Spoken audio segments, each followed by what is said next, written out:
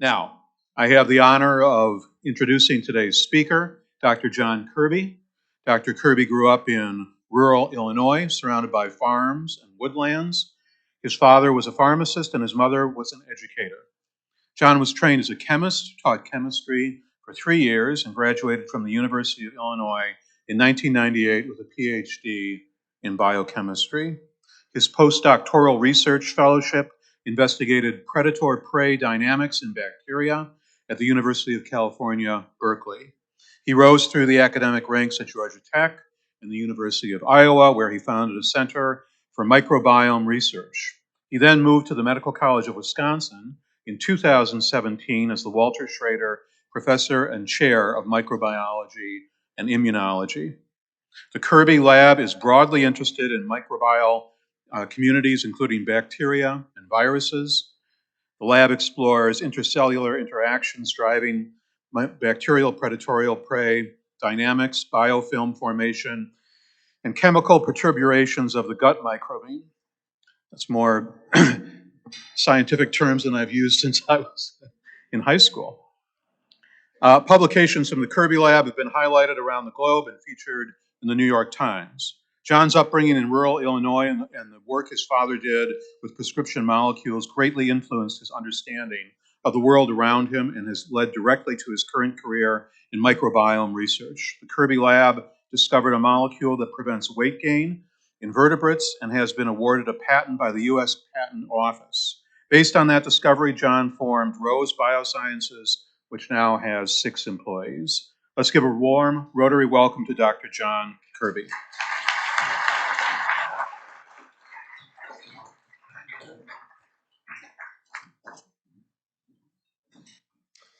Wow, thank you.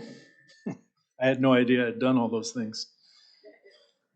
It's an honor and a privilege to be here. This is quite a fantastic group. I want to start out by thanking Megan Holbrook for making the initial invitation, and Mary McCormick for getting things set up today, and now for Jim and Francis referencing the work that we've done. And I'd like to say that, you know, one of our campaign at MCW is called Hope to Health. So I think your invocation was spectacularly spot on.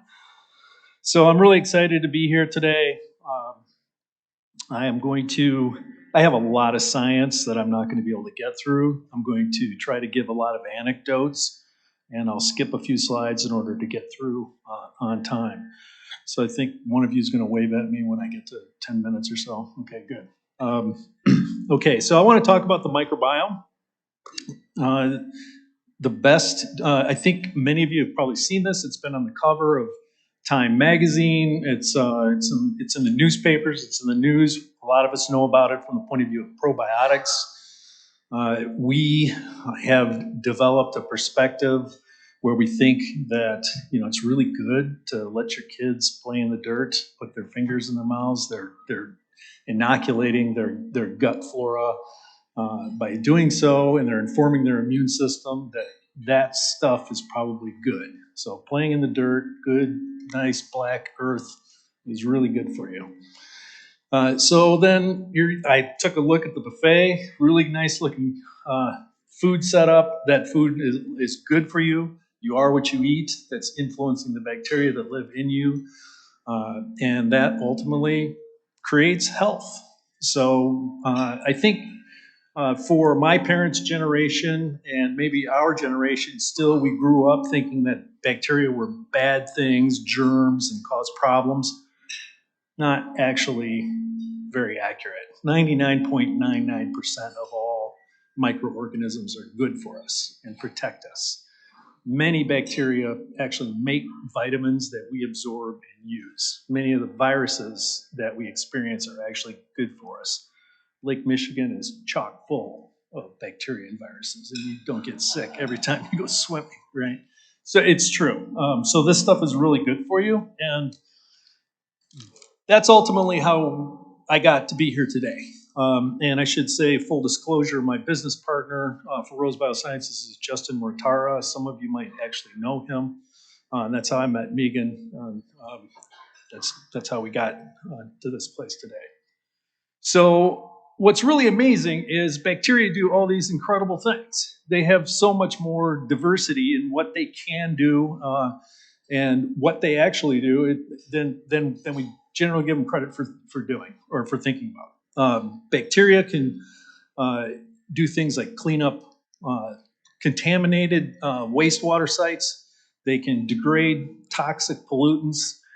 In the case of our gut, I'm going to keep pointing at my my stomach because I'm really happy about the bacteria that I have. They're doing their thing. They actually burn calories, and that's the take-home message for today. Bacteria burn calories and release energy as heat. And if they don't burn those calories, you will absorb them and convert it into adipose tissue or body fat. So there's a trade-off. If you have the right kinds of bacteria or good bacteria or bacteria that are doing metabolic work for you, you benefit. You probably all know somebody who can get away with eating a pepperoni pizza every night and they never gain any weight. It's because of their bacteria. All right, so how do we get there? I was giving a presentation at the University of Iowa, and I ran into, and one of the members of the audience was a psychiatrist, and he said that he was treating teenagers with an antipsychotic called risperidone, and it was absolutely necessary to control the behavioral issues, psychiatric issues, but the side effect was unfortunately a lot of weight gain. And so we got to talking and realized that molecule, risperidone, was probably the issue. And so we did a retrospective analysis on human subjects and saw that the gut microbiome was changed in that case. And when I say gut microbiome was changed, that means we sequence stool samples and look at all of the bacteria that are present in that stool sample. And so then we moved, when we realized there was a difference in humans, we decided to go into mice. And so what you see here is a graph of weight gain in mice. And the red line are the animals that were consuming this antipsychotic, risperidone. So it's one of the most commonly used antipsychotics in Western society. So there are millions of prescriptions written for this every year. The blue line are the control animals that are just consuming water in a standard diet.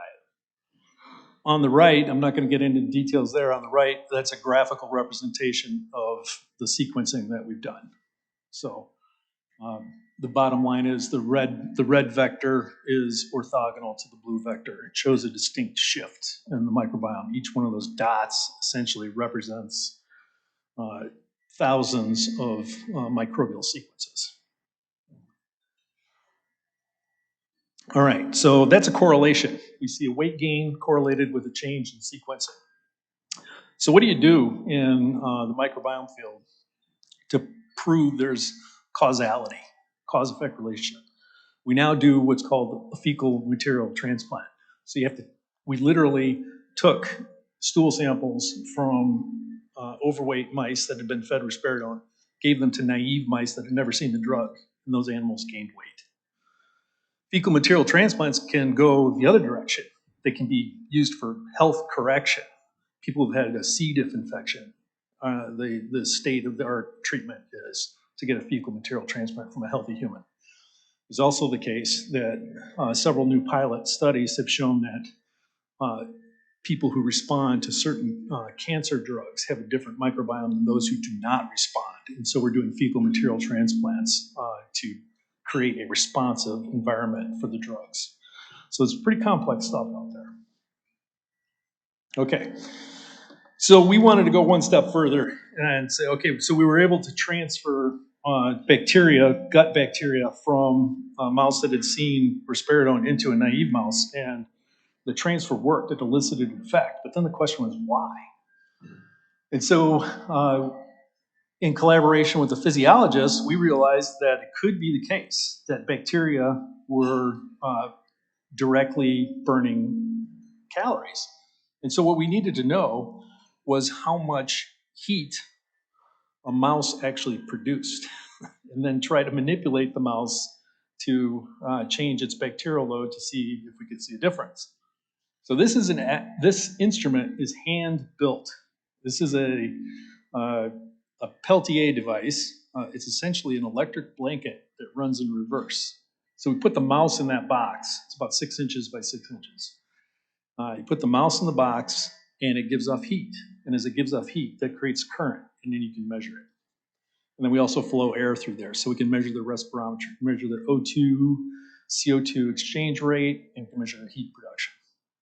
There is an instrument like this on the International Space Station, and there is one in the state of Washington that's used to measure energy from hibernating snakes.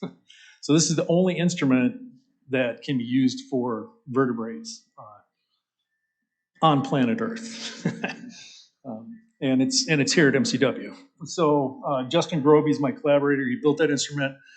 And so we got a good reading. And for those of you who remember chemistry, it's called delta G. So we measured the delta G of a mouse.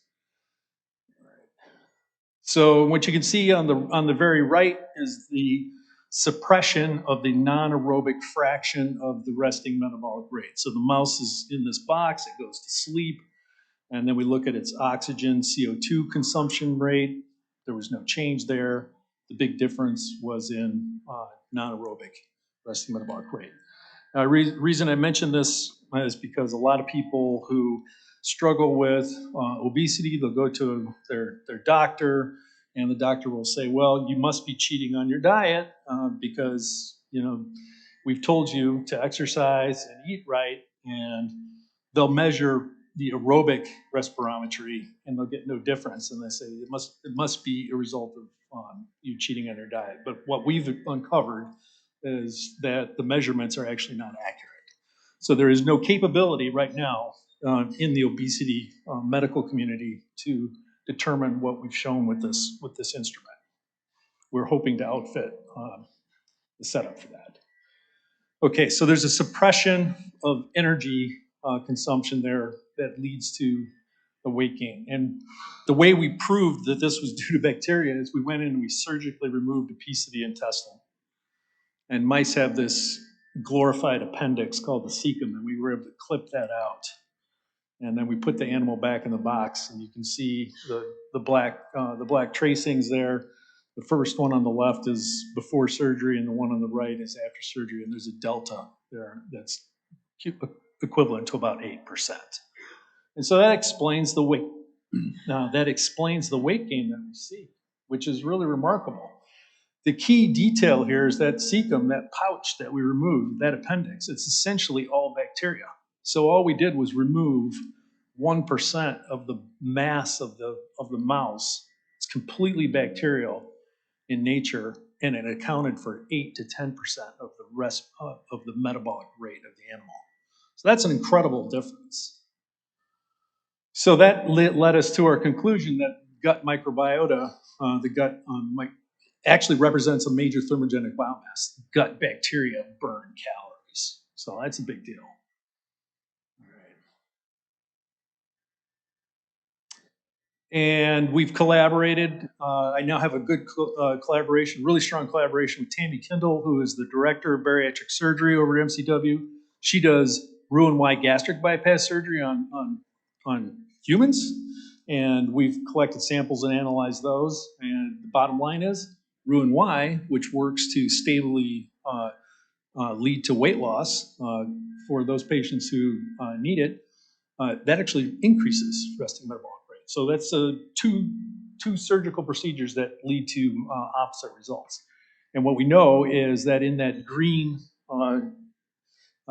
roux limb, as it's called, post-surgery, there's a different kind of bacteria that live there. So again, it's bacteria that are living in your gut that are doing the metabolic work for you. And it gets way more complex than that. We could go on for hours. Okay, so it's really interesting to think about small molecules, bacteria, and viruses interacting with the host. And I'm not going to get into a lot of details here, but the bottom line is the photograph on the left is a picture of striated fractions of bacteria that look, in this case, it's in a glass cylinder, like a graduated cylinder that you can see. And the different colors are different pigments produced by bacteria. And the bottom line is one guy's waste product is the next guy's food.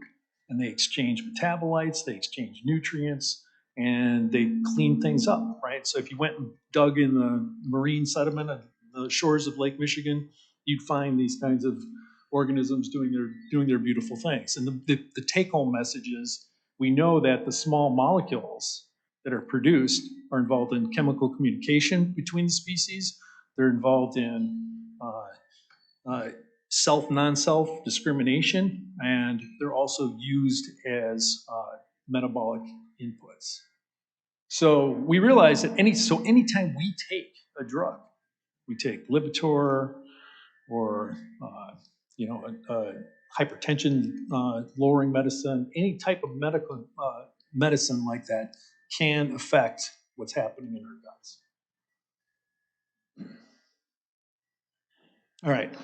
So without getting into all of the details, the bottom line is what we thought about was if we sequence everything from all of these animals in these experiments, sequence all of the bacteria living in the gut, and we look at what disappeared when we treated the animal with risperidone that led to their weight gain. If we look at what disappeared, it could be that what was there was actually helping us maintain weight, and that's what we did. So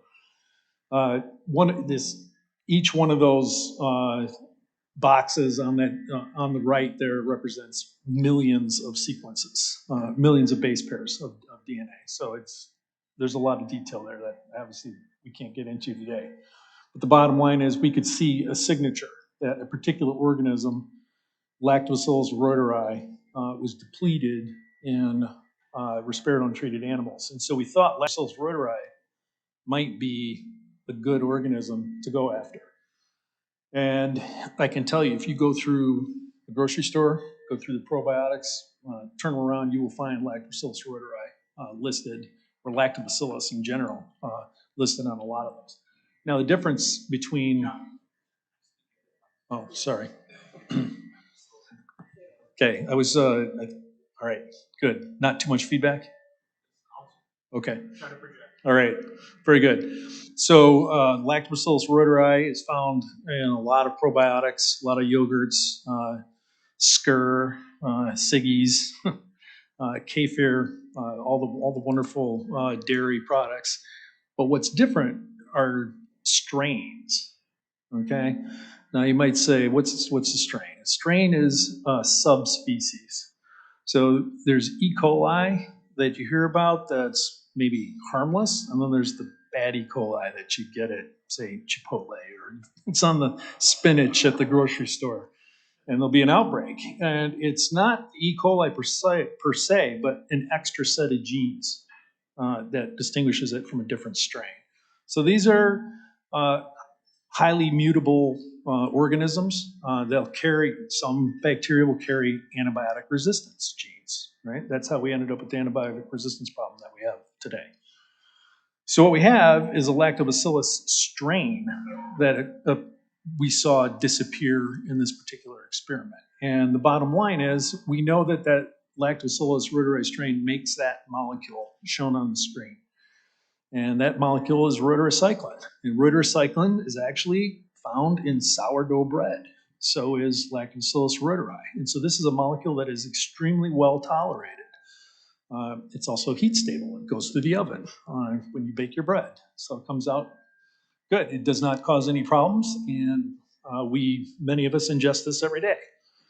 So what we realized was that we might be onto something here. If we give enough reuterocycline to the animals, then we might be able to suppress weight gain. And I'm only going to point to two curves here. And that is the black and red curves at the top are the animals that are fed risperidone and gain the most weight.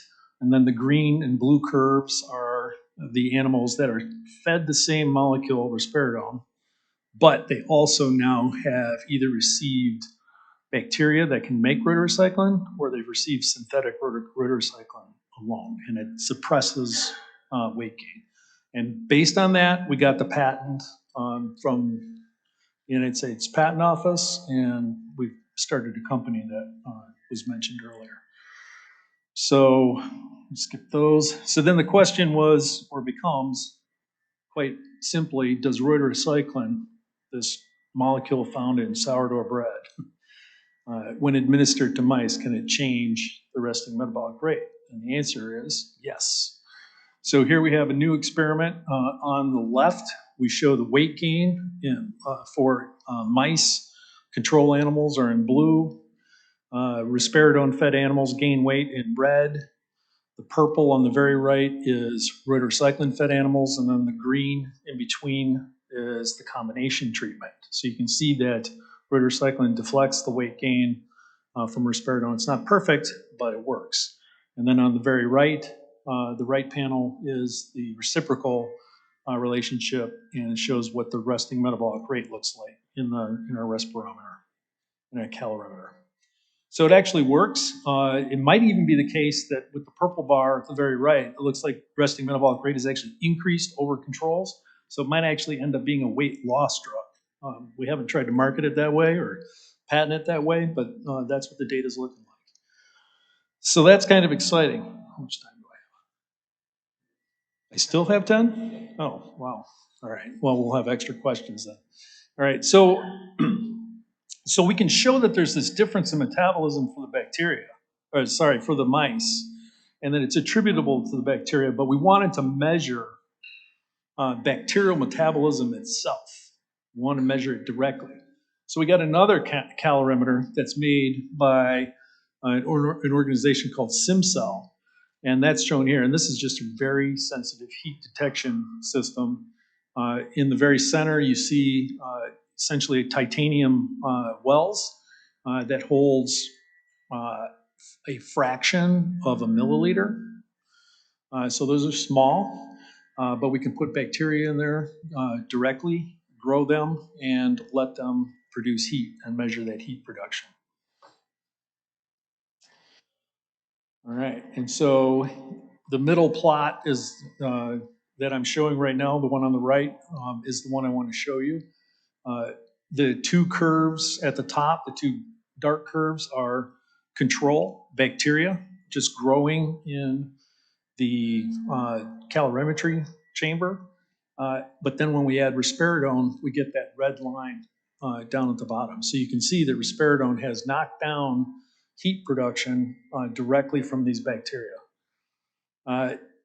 This is fairly amazing. That it doesn't kill the bacteria.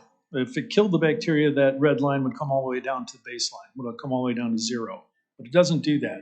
It comes to a new steady state. And that's exactly what we have seen with the mice that are treated with risperidone. They don't completely lack metabolic production, but the rate is lower. And that's what we see right here. Now, what's even more impressive to me is that we can do calculations on that. We know how many bacteria are in that titanium well. We know how much heat is given off. This instrument is so sensitive. It was a very expensive instrument, I gotta say. That was a $300,000 instrument. So it's very sensitive, but it's great.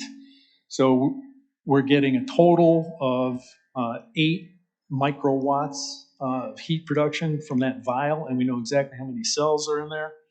And so the bottom line is, once we do that calculation, it turns out that bacteria, an individual bacterial cell is leaking 1 femtowatt of heat into the environment. Like, what is a femtowatt?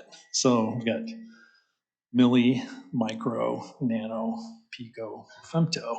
10 to the minus 15, or 0 followed by 14 more zeros and a 1. So this is very small, right? But in our guts, we have about 1 trillion to 10 trillion bacteria. So when you do the math, it adds up. So when we did the math, it turns out that bacteria can produce about 10 milliwatts of heat from a mouse gut. And our surgery, which we showed from the mouse calorimeter, that reduction was about 20 milliwatts. So the bottom line is, the math comes out. We're in alignment here. Our microcalorimeter measuring heat from bacteria is approximating what we see from the surgical reduction in the animals. So this is kind of an amazing thing. And we know that bacteria are doing their thing. They're burning calories for us. They're taking our food and extracting energy, and then we don't receive it and end up helping us stay lean. So our take-home messages are that ingesting pharmaceutical products essentially disrupts bacterial communities that can lead to weight gain.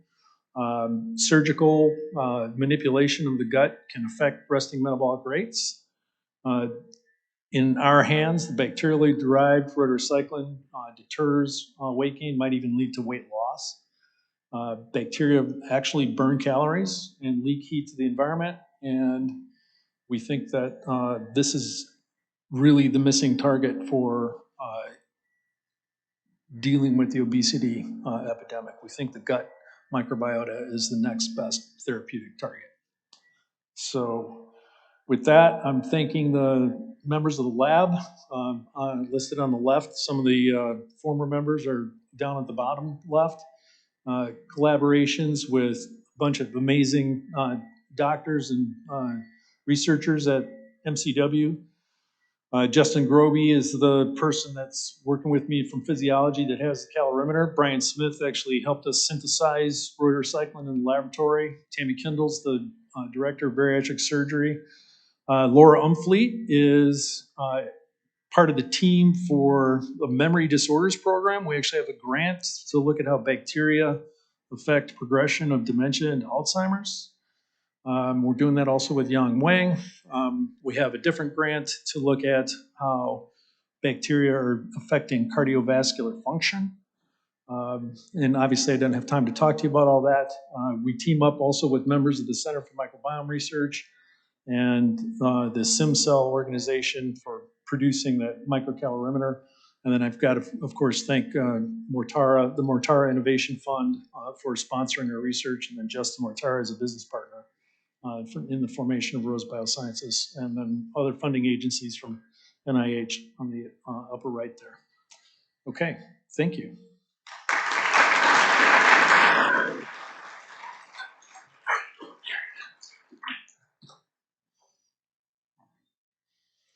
I'm happy to field. All right, great. I love where that theory is going. You mentioned or emphasized pharmaceuticals. Yes. There's a whole theory that people who eat more healthier food, the salads, the fruit we had, etc., have different gut biome that is healthier than those who feed on primarily junk food or hyper-packaged food, like Cheetos and French fries for breakfast. Yes. Any comment? I think you've been studying. You're right in that processed foods that are high in carbohydrates, that are simpler sugars, those are problematic. In fact, in our recent 2021 paper, we showed that carbohydrates actually look as a high carbohydrate diet for mice looks as bad as, or has as negative an effect on the mice as does the xenobiotics, the pharmaceutical products.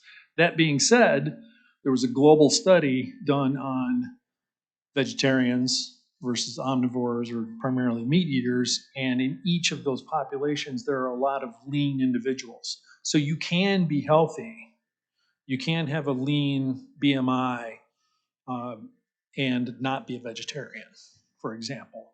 So, and that's the luck of the draw, because we are not a homogeneous group, right? There's a lot of host genetic factors, and there's a lot of differences in our gut bacteria, and that's also established at birth and doesn't easily change over time. So there's more than one way to be healthy, is the bottom line. But to your first point, as you alluded, certain packaged foods are probably good to avoid.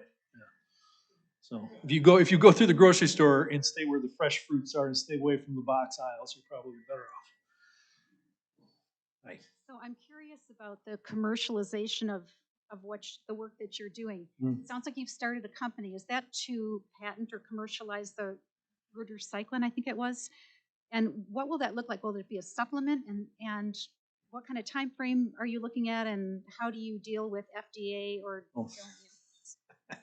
don't you? Well, that's a great set of questions. The com- oh, I'm sorry. Yes. Essentially, how are we going to attempt to bring this molecule to market? How are we going to deal with various regulatory aspects? And what else is the company doing? So first of all, the way we discovered redocycline through sequencing and good experimental setup, that approach is being utilized or taken advantage of by Rose Biosciences. So we're actually looking at other diseases. We think we have a good lead on colorectal cancer also. So we're in communication with a lot of other companies that already have products, Cologuard, for example. And we're talking to those people about how our technology will influence decisions made for those kinds of products. But to rhodocycline specifically, yes, it's probably going to be added in combination with other molecules, like, for example, risperidone. Antipsychotics or antidepressants that are taken long term over people's lifespans. Once you start it, you tend not to stop it. Those drugs all lead to weight gain. So what we want to do is have a combination therapeutic for those to go out the door. Now, and briefly, we have to do a toxicity study to satisfy the FDA. Yeah. Good afternoon. Thanks, Dr. Kirby. This was great. I've got two questions. First is, and answer them in whatever order is easiest, but the first is, in your studies, have you seen any negative side effects? You hear about weight loss products, and a lot of times they increase your heart rate. All of a sudden, you can't sleep, you can't focus, all these negative things. And then the second thing is, we heard your takeaways, but with no liability attached to your name, what's the best thing we should do for our health, and what's the easiest thing in the end state? Is it just taking a supplement that you make? I'm not going to repeat all that, but well, so you look like you're doing great. Keep eating right and exercising. That's the most important thing you can do.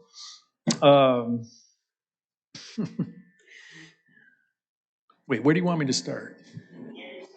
Oh yeah, right. Okay, so that, like I said, the molecule rhodocycline is found in sourdough bread and other sources. So we don't think that's going to have negative side effects, unless, of course, we really increase. There's always a possibility.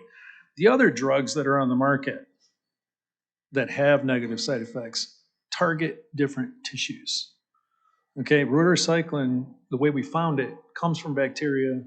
It restructures the bacterial consortium that live in your gut. The molecules that you've heard about that are maybe sold through GNC, they actually target our host cells and cause us to burn fat at a higher rate. They actually affect our mitochondria in our host cells. And so they can be toxic for that reason. So they're targeting something completely different. The new glutides, semaglutide, liraglutide, the drugs that are working really well for weight loss and type 2 diabetes, they also have a 700% increase in cancer rates. And so people who are taking those, you still have to have a pretty high BMI before you're allowed to take it. And then there's risks with it. And then when people go off that molecule, off that drug, the weight comes back. And I've looked at those molecules, and they're different, right? They're not naturally existing. So it doesn't surprise me that there's side effects from those. Just thinking like a chemist, right? So these small molecules that, we have about 150 species of bacteria in our gut right now, and each one of those bacterial species makes 4 or 5 of these specialized metabolites, as we call them. So you've got hundreds of these molecules already being produced at really low levels, albeit, but they're well tolerated. So that's what we're trying to do. We're trying to look at what's already there and just rearrange the concentrations. The newer drugs are potentially with risk. And so, yeah, hopefully I don't get in trouble for saying that. The glutides are working if you're in the right category. But there's a whole range of individuals between, say, BMI 25 and 40 who won't ever get a prescription because they don't qualify yet. And so we think this drug our molecule is going to work for that. Dr. Kirby, thank you for your work and the work of your colleagues at the Medical College. We're fortunate to have you here in Milwaukee. One of my questions is, I noticed that risperidone helps treat mental health. Yes. And I've been reading that mental health and sometimes the gut biomes have some kind of tie. Could you talk about what you found, if anything, in your research? Okay, so that's great. I alluded to the fact that we actually have a grant from NIH, from the National Institute of Health of Aging, to look at the progression of dementia into Alzheimer's. We think that gut bacteria are producing small molecules that then circulate, get into brain tissue, and trigger the fibril plaque formation that you see.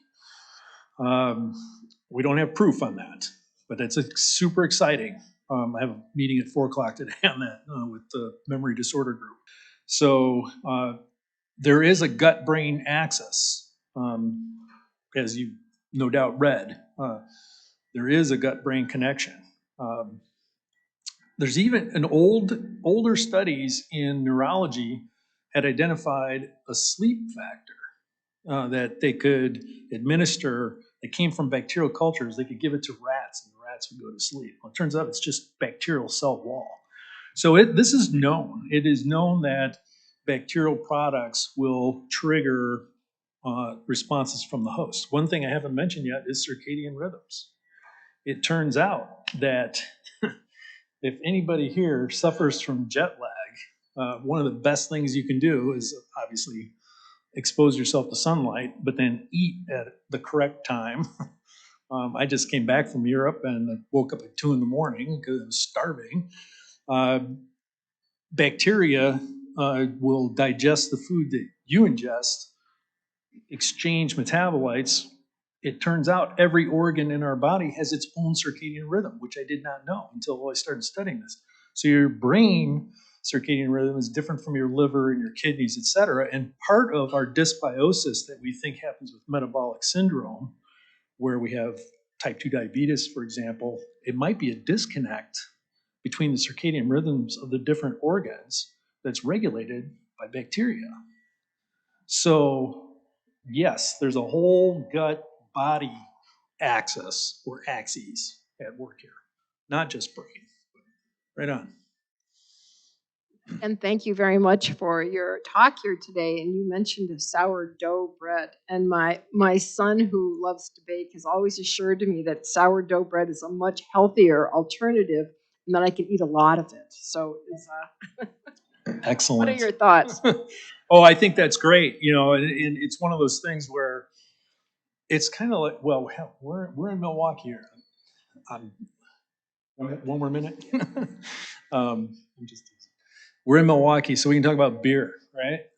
It turns out that the breweries have strains of yeast that are in their vats that do the fermentation, but they don't actually know what's in those. Well, maybe these days we know because we can go in and sequence it. But for over 100 years, all we simply did was take the beer out and refill the ingredients, and you left the yeast in there, and it would keep doing its thing and reproducing and fermenting the beer. And so every beer, every brewery has its own microbiome in each of those vats. The same thing is true from the sourdough. So if you have a favorite sourdough from Paris, France, go get a sample of bread and bring it back, and you can have your own starter culture here with that exact set of strains. And that turns out to be key. So the strains are all different, but some of us are taking a look at that. It's true for cheese making, anything where that a level of fermentation is required. So it's really exciting. Food microbiology is really exciting these days. Thank you.